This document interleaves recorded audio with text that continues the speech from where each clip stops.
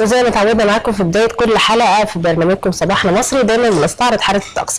اظن اي حد بيحب الجو الحر يعني احنا وصلنا الحمد لله لشهور الحر اهو، ويعني حاله الطقس خبراء هيئه الارصاد الجويه بيقولوا ان يعني واضح هيسود طقس حار نهارا على القاهره الكبرى والوجه البحري والسواحل الشرقيه، معتدل على السواحل الغربيه، شديد الحراره على جنوب سيناء وجنوب البلاد، وهيسود طقس معتدل ليلا وفي الصباح الباكر برضو على اغلب الانحاء.